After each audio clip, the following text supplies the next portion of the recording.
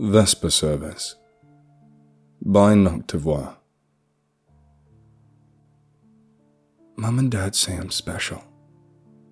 They say I'm not like other kids. I have a mark on my hand in the shape of a circle, and every night they hold the mark up to my face and tell me that it's what makes me unique. They take my brother and me to the park every day to watch them play on the playground. I see them laughing as they swing on the metal bars and climb up the ladders. I imagine what it would be like to experience that. I tell Dad I want to join the others, but he tells me that I can't.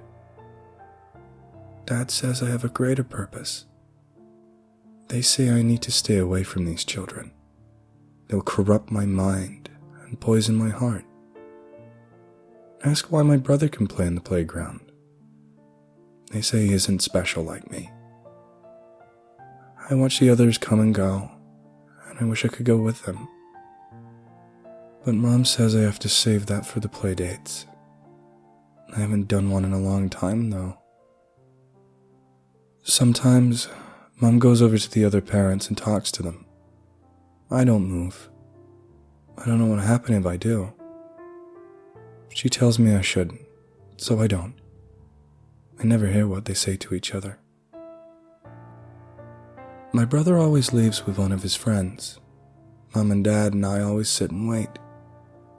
Sometimes, Mom and Dad will stay long after everyone leaves, just looking at the playground. I want to tell them that we need to leave, but they never listen. Even when it's too dark to see, they stay. We only go home when the moonlight shines on the red plastic of the playground. Every night I try to sleep and forget that I cannot live a life like other kids. But I cannot. Every night Mom and Dad yell at my brother, keeping me awake. My nightlight shines bright into my eyes, making them tear. I sometimes hear loud bangs coming from my brother's room. Then he's crying. I wonder if it's because my brother isn't special. I ask my mom why this happens, and she says it's only to protect me. I do not understand. I do not think I will ever understand. I have a playdate today. This is the first time I have had time to spend with a friend this week. I started having playdates a few weeks ago, when Mom and Dad finally said I could see other kids. I have had a lot of fun playing with them. We mostly use my Lego sets and paper pads. Sometimes they bring their own toys to play with, like remote control cars and painting sets. Mom and Dad are excited and tell me I'll have lots of fun. I'm excited too. The doorbell rings. A young girl stands in the doorway, with her parents standing behind her. She smiles at me and says hello. Mom and Dad take her inside for me to play with. As we go into the playroom, I hear the other parents come in, and Mom and Dad close the door. The girl and I do have fun together. We play with Legos, draw on the color pad, and sculpt with the Play-Doh. It goes as well as any playdate. I like her. In the other room, I hear the parents talking, using words I can't understand. I catch a few, which mostly say how my brother has been misbehaving. I hear them talking about adult things like tax-exempt organization approval and attendance at the communal meeting. I don't remember a lot of what they say. The playdate ends when Mom comes in and tells me I have to take my medicine, like always. This is how most of my playdates end. Dad tells me the other kids don't want to see me take it. The other parents take the girl into the other room. I sit waiting whilst they get it ready. Soon, they bring in the tube of medicine.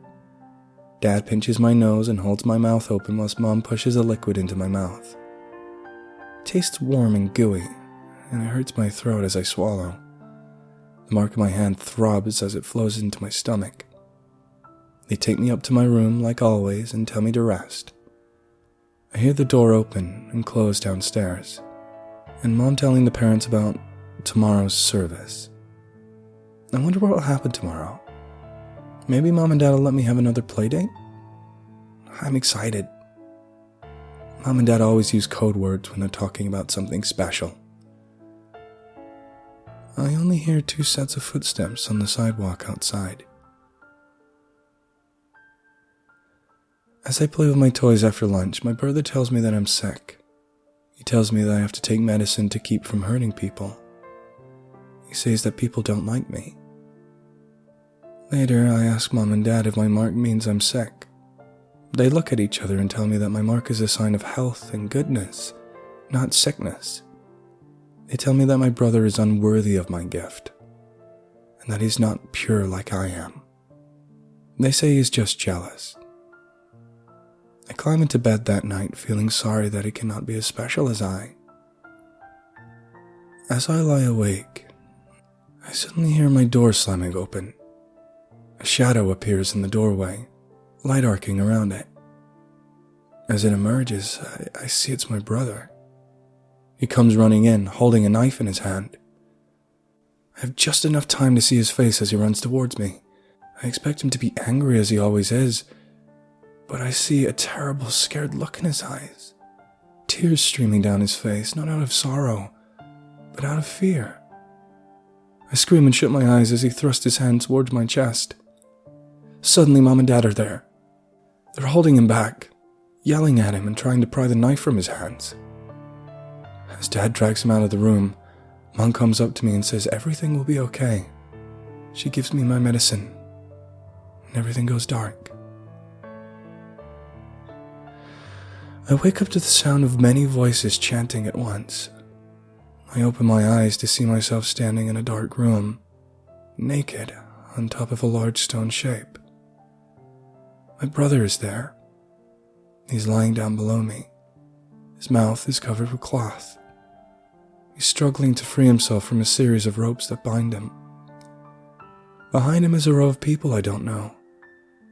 They're dressed in dark clothes, their mouths moving in unison as a single piercing bellow arises from their combined voices. Among them I can see the parents of the girl I had playdate with yesterday. I recognize several other faces of parents of children I've had playdates with in the past, and some which I do not recognize. None of my friends are with them. I see Mom and Dad at either side of the stone, their arms raised in the air. I see a knife in each of their hands. The bellow comes to a sharp point, making my head hurt, and then stops. I look down into my brother's eyes, and I see him staring at me, eyes too dry to cry. I do not know what he's trying to tell me with this look.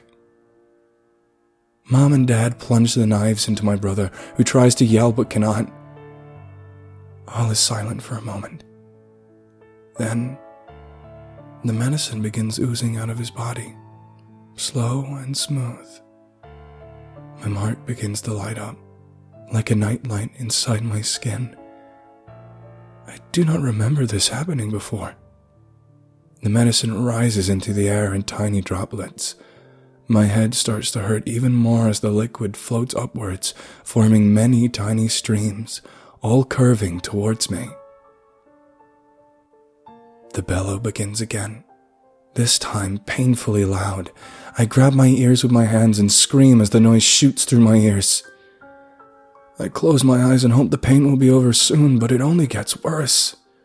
As my mouth opens wide to allow for my scream to escape, I feel the warm sensation of the medicine touching my lips.